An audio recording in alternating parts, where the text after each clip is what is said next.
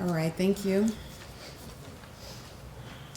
Going back to the request to score OV5 at 15, the court knows that there has to be a rational basis to assess the 15 points.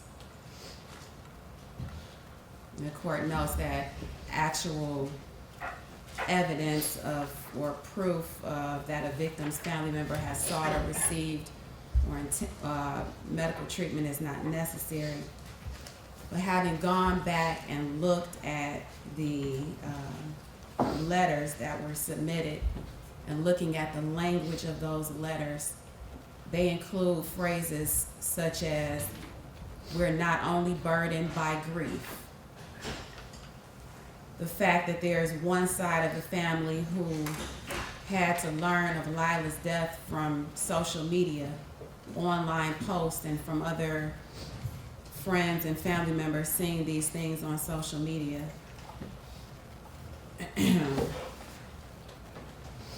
Certainly that might create some psychological injury that would afford some type of therapy or other treatment. I note in some of the letters it indicates that family members are having reoccurring nightmares where they can see Lyla trying to fight off her mother, crying, begging her mom to stop.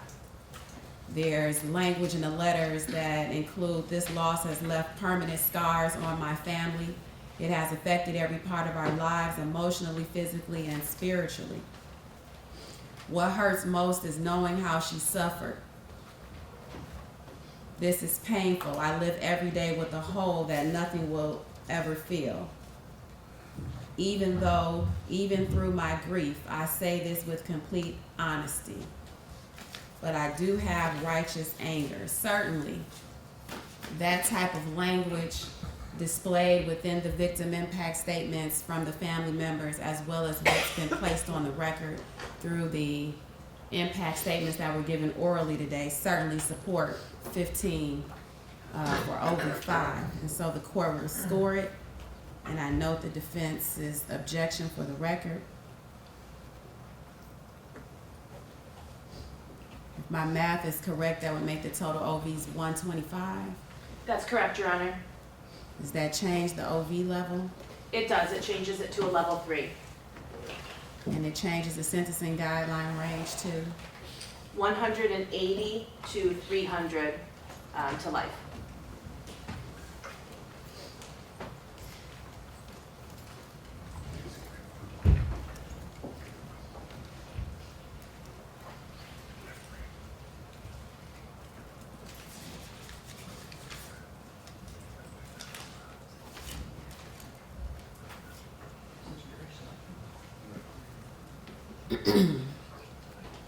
The court has had an opportunity to review the contents of the pre-sentence investigation report through motions that have been filed in this case from the prior attorney. I've had the opportunity to see the most horrific photos of an 8-year-old girl I have ever seen in my entire life. It was horrific. She was unrecognizable, and it is unimaginable what Lyla went through. It is unimaginable that she sat for 2 to 3 days in the condition that she was in, and nobody thought it prudent to get her the proper medical attention that she needed. She had significant swelling, bruising from the crown of her head to the soles of her feet, and everything in between. Multiple wounds to her face, to her head, bruising. Certainly something more than falling down the stairs. She was brutally attacked by the individual that was supposed to love her, to nurture her, to care for her, to protect her, and to guard her against any and everything. But instead, the way in which she chose to guard her, protect her, is to go to Rite Aid and get diapers for an 8-year-old because she couldn't afford to get out of bed to use the restroom. Court even read that she was going to take her to the hospital, because her insurance was back on. Whether she had insurance or not, Lyla was certainly in need of going to the hospital and receiving medical attention. Whether Ms. Duperon had to pay for the rest of her life for that medical bill because there was no insurance, certainly Lyla needed to go to the hospital. When Ms. Duperon knew that she couldn't even lift her, she should have known that she needed to go to the hospital. Lyla couldn't even do anything other than to sit up in bed, couldn't get out of the bed, but somehow Ms. Duperon thought that she seemed to be getting better. So instead, as I said, she purchased diapers, baby wipes, and a Thermopack wrap,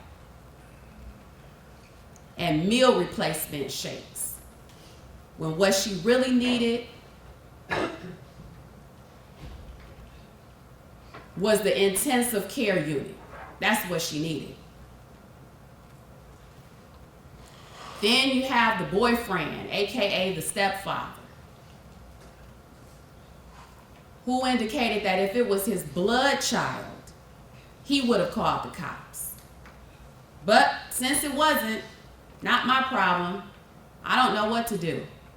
What he should have done is to pick up the phone and call 911.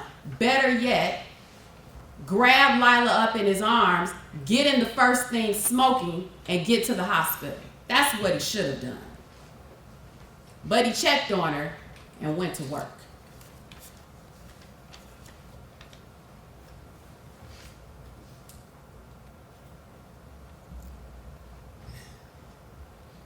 When reading the family members' letters and listening to what was said today, they certainly took the words out of my mouth in terms of the notes that I had, because the ongoing theme in my notes is that she was failed on multiple occasions. She was failed by the live-in boyfriend who didn't seek to get her medical treatment, and she was failed by her mother.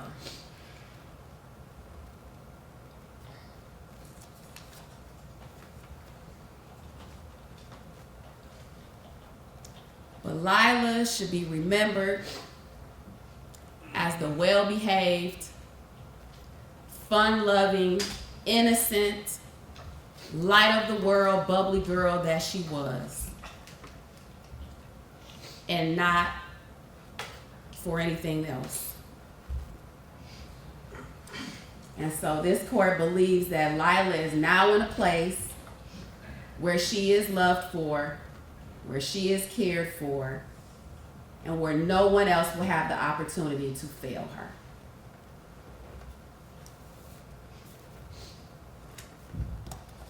The court notes that Ms. Duperon, and you can stand, entered into a sentence agreement with the people of the state of Michigan, whereby she is to serve 28 years to 50 years in the Michigan Department of Corrections. And the court is going to abide by the sentence agreement you entered into with the people of the state of Michigan. There is jail credit for 499 days. And there is a motion from the people to dismiss counts 1 and 2 pursuant to the sentence agreement. Is that correct? That's correct, Your Honor. And I imagine there's no objection from the defense. No, it's not. Ms. Duperon must pay a crime victim assessment fee in the amount of $130. Court costs in the amount of $300. Attorney's fees in the amount of $200. $68 in state costs. You may file an application for leave to appeal your conviction and sentence. And if you choose to do so, you must do so within 42 days. If you cannot afford an attorney, the court will appoint an attorney and furnish the attorney with portions of the record and transcript necessary to handle your appeal. This request must also be made within 42 days. You're currently receiving a document. You'll need to initial and date. It's just acknowledging that I've given you your appellate rights in this matter. Is there an acknowledgement for the record? Yes, there is.